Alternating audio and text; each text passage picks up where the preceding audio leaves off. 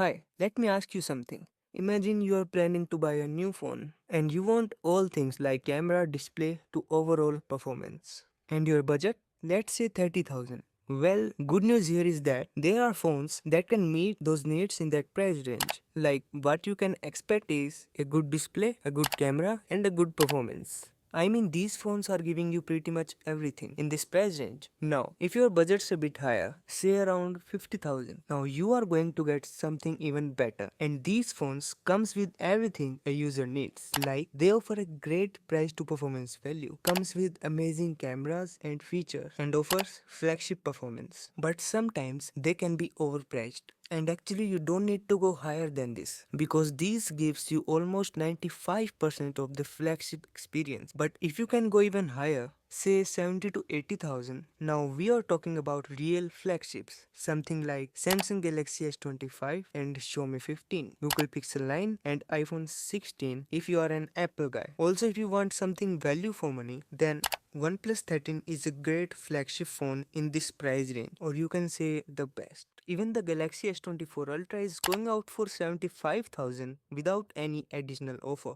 So you can also check that out. And that's what you can get in that budget. But sometimes phone here can like no best in class display, no best in class cameras, no best in class chipset, and no standout features. And on top of it, it looks like this. Oh my god, bro. Oh, hell no, man. What the fuck? Oh, and the price 80,000. Now look, here's the thing. When a brand creates a product and if that product is genuinely good, then they deserve to charge for it. And when it's worth it, consumers are more happy to invest and it builds a trust. But the trust between a brand and its users takes time to build. Take India for example. If a consumer's budget is above 50,000, they'll most likely go for trusted names like Samsung, Apple, and OnePlus, and now even Vivo, because Vivo has spent years building that popularity. It took Vivo 7 years to gain that trust, and now their flagship X series is actually respected in India. So, do you think a brand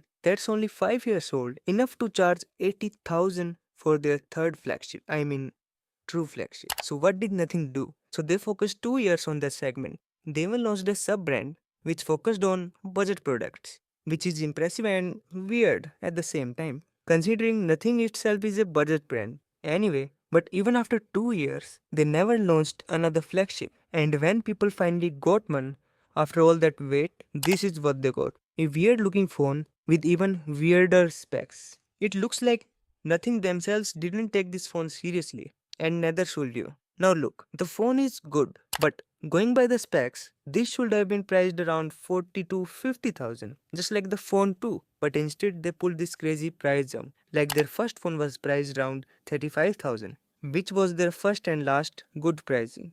Because their second phone was priced at 50,000 and now their third phone 80,000. And for what? Nothing. And I honestly don't get it. Why is Nothing charging this much for this phone? Will consumers pay this much price for this Matrix LED when you can get a full AMOLED display at the back for less money? Or they'll pay for the design that looks like this? Anyway, here's my final verdict. Now listen, I look at other smartphone brands, their design looks the same nowadays. So this is definitely different from others, but not the same as their flagship level. It looks like Nothing is experimenting now for their upcoming projects. And the design is so controversial that they don't even have to advertise this. Now, the phone is it's fast enough, cameras are good enough, and the design is also eye-catching TBH. And it can be an A-tier phone if it's priced at a mid-range segment. And you all know that the company wants to make profit with this phone. But is it the good way? Anyway, if you really like the design, then sure, go for it. But if you can wait a little for the price drop, then please do. Until then, take care. Bye.